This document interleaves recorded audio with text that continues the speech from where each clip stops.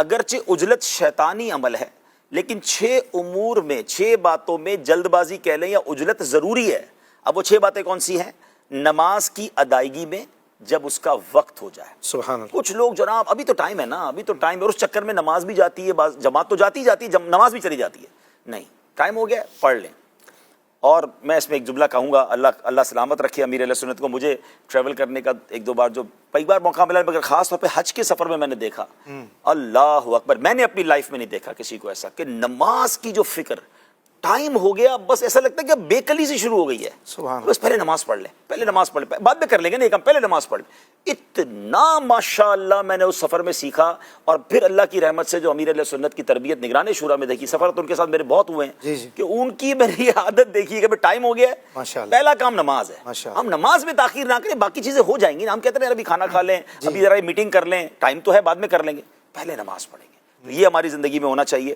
دوسری بات، میت کو دفن کرنے میں جب حاضر ہو، اب یہ جو معاملہ ہے کہ فلاں رشتہ دار آ جائے تو فلاں آ جائے تو 3 دن تک سرد خانے میں، تو میت کی تدفین میں جلدی کرنی چاہیے۔ تیسرے نمبر پر جب لڑکی بالغ ہو جائے تو اس کے بیاہ میں جلدی کریں، اس کے نکاح میں جلدی کریں۔ یہ بڑا مسئلہ ہے، باقاعدہ ہمیں مکتوب آئے ہیں، لڑکوں کے بھی آتے ہیں کہ ہمارے ماں باپ کو اب سمجھائیں، ہم تو نہیں سمجھا سکتے، ہماری عمر نکلی جا رہی ہے، ہماری شادی کی بات ہی نہیں ہوتی گھر میں، کسی کو فکر ہی نہیں، ہم 35 سال 30 سال 40 سال کے ہونے والے۔ اسلامی بہنیں یعنی جو گھر میں خواتین ہیں، تو خدا کے واسطے ان ماں باپ سے گزارش ہے کہ آپ بیاہ میں جلدی کریں، نکاح میں جلدی کریں، اس کو آسان کریں، ورنہ جو برائیاں پھیل رہی ہیں یہ پھر اللہ نہ کرے اور بڑھ جائیں۔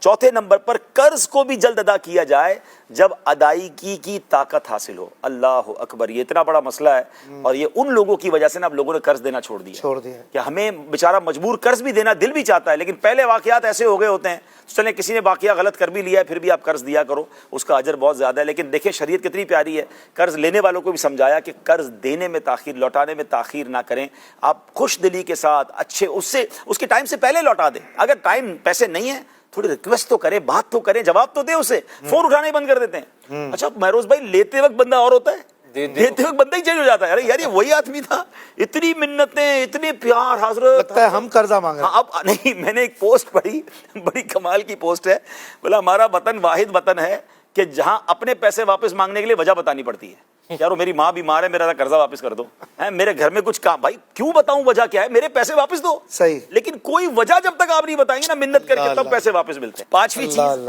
جب مہمان تشریف لائے تو اسے کھانا جلد کھلا دیا جائے۔ اے تو تھوڑی مہربانی ضرور کر لیا کرو بھائی، ہمیں بڑے تجربے ہیں اس کا۔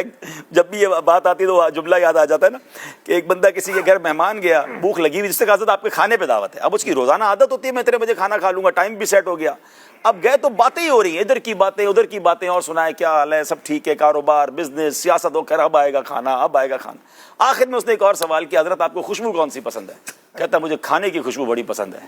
تو اس کو سمجھ آیا کہ بیچارے کا برا حال ہے، پہلے کھانا کھلا دینا، باقی باتیں بعد میں ہو جائیں گی۔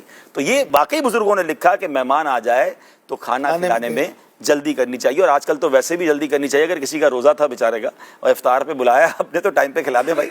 اور چھٹے نمبر پر جب گناہ صغیرہ یا کبیرہ کا ارتکاب ہو جائے تو توبہ میں جلدی کرنی چاہیے۔ سبحان اللہ، توبہ میں تاخیر نہیں ہے، کیا پتہ ابھی توبہ کرو اور ابھی میرا دنیا سے جانا ہو جائے، گناہ ہو گیا فوراً توبہ، فوراً توبہ۔ اللہ کرے کہ یہ 6 باتوں کو بھی ہم یاد رکھیں۔ سبحان اللہ۔